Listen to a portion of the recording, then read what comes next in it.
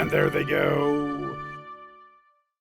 Welcome back to RacingNews.com. I'm Magic, and an overdrawn field of 15 3-year-old males will tackle 1 1/8 miles on the turf where it meets the surf at Old Del Mar in the Grade 1 Hollywood Derby, a staple of the Thanksgiving weekend meet at Del Mar. Joining me now to preview the race is Aaron Halterman. And Aaron, it's a race that trainer Chad Brown has won 3 of the last 5 years. Oddly enough, he's never won back-to-back titles. He's got 2 wins here in Public Sector and Sifting Sands. Do either one of them have a chance to repeat what domestic spending was able to do last year for Chad Brown? Yeah, I think that's going to happen this year. I really like number 6 Public Sector. If you've been watching him this year, he's been fantastic. 3 straight wins, in a row for this horse.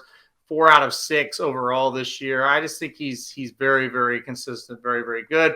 I like his running style on this track. He doesn't have to have the lead. He's not going to come from last either. He'll be about mid-pack, and I think that's what you want to be at Del Mar. You don't want to get too far back there. I like Public Sector to win this thing. I think he looks to be the one to beat. Sifting Sands, the other horse for Chad Brown, was coming into the last race where he faced Public Spectre or in the Hill Prince.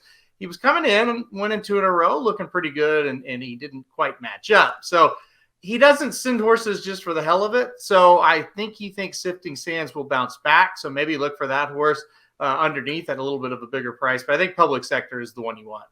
It wouldn't be the first time that Chad Brown in a Grade 1 race on turf hit the exacta, so watch out for that one. Speaking of horses to watch out for, Aaron, the locals have a pretty strong contingent in here, a pretty well-mixed group, maybe nobody with the star power name of a Public Sector, but from the locals, who catches your eye?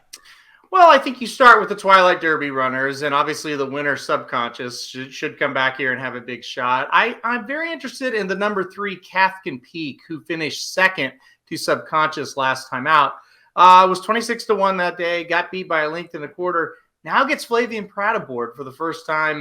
He was back 4 starts, so Flavian was aboard, but the first time since then, gets back here today. I think that's a good sign.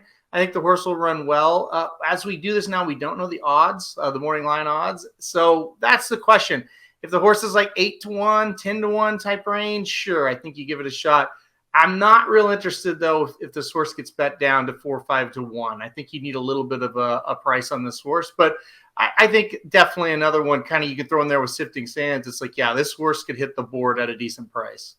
Whatever happens, it's going to be one hell of a race at Del Mar and a great way to close out the last racing weekend at Del Mar for the calendar year. For free picks and analysis of every race, every track around the country, head over to racingdudes.com for the full race previews and live streams of all of our shows. Go to youtube.com/racingdudes. Before you leave this video, hit like if you liked it, hit subscribe if you really like it, tell all your friends. We'll see you at the track.